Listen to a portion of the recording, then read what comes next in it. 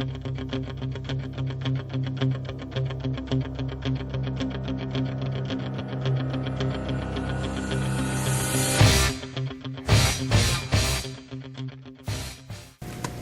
to Eye on the Tigers News. I'm Jolie Pila. Thanks again for joining us today for the news we've been following for you.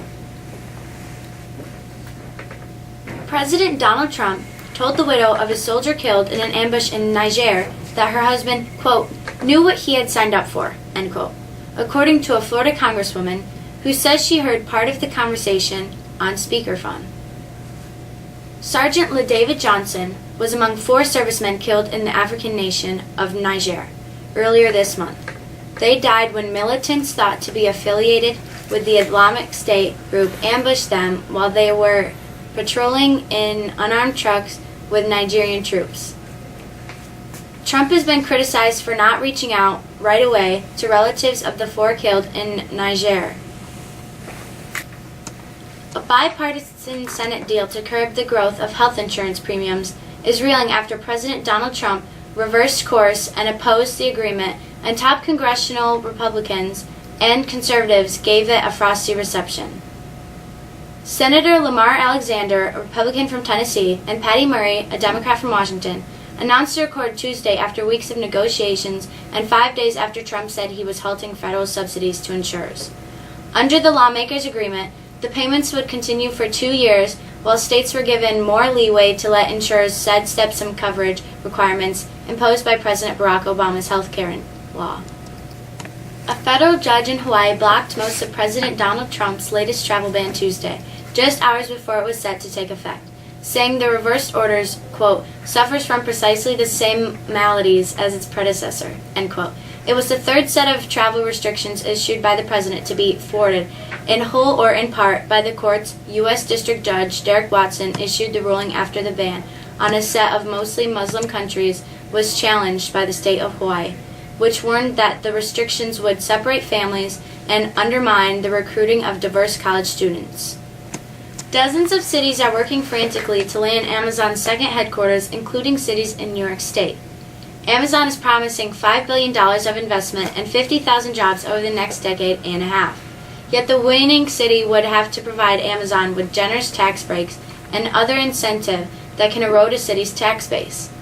Most economists agree that an Amazon headquarters is a rare case in which a package of at least modest enticements could repay a city over time.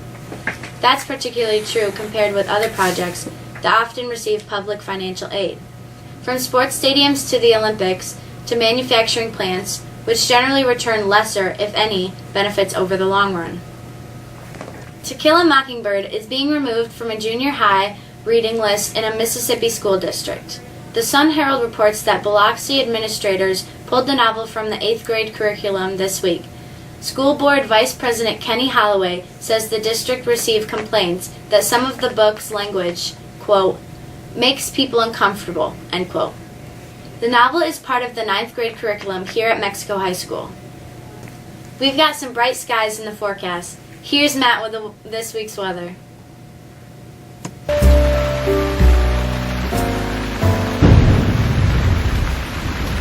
Bright skies will dominate our skies today as the temperatures will creep into the 70s, a good 5 degrees above normal.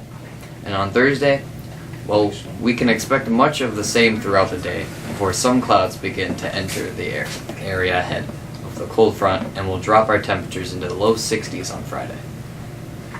But the sun sticks around as we enter the weekend, and temperatures on Saturday and Sunday look to bounce back into the low 70s.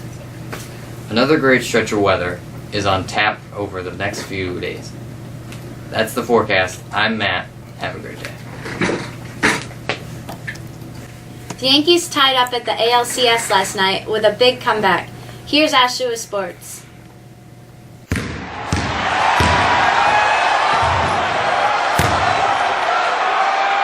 With a soaring shot headed for Monument Park, Aaron Judge got New York back on course for another memorable October. Yankee Stadium sounds like it's ready too. Judge ignited a comeback with a home run, then hit a tying double during a 4th-run 8th inning to spur the unflappable Yankees over the Houston Astros 6-4 Tuesday night and tie the AL Championship Series 2-2. The Baby Bombers trailed 4-0 against starter Lance McCullers Jr. until Judge homered leading off the 7th. He tied it with a line drive that nearly left the park in the 8th and scored when Gary Sanchez hit a go-ahead 2-run double off loser Ken Giles. The Yankees overcame 3 errors and have roared back from a second straight 0-2 series deficit. They beat Cleveland in the division series by winning 3 in a row to take that best-of-5 matchup. The Los Angeles Dodgers have a tough lineup, a talented pitching staff, and a manager making all the right moves. Yu Darvish pitched a sparkling ball into the 7th inning. Chris Taylor homered again, and the Dodgers beat the Chicago Cubs 6-1 on Tuesday night to open up a 3-0 lead in the NL Championship Series.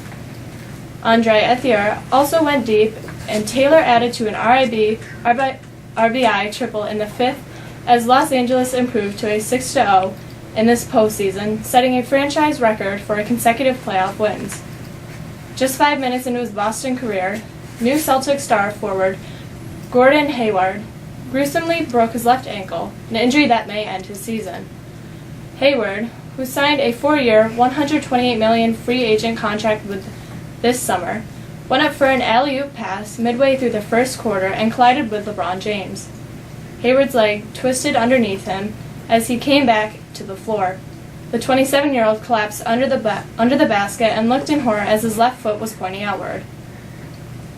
The boys and girls soccer teams take the field today for the opening round of sectional play. The girls team heads to Loudville to take on the number 2 seed.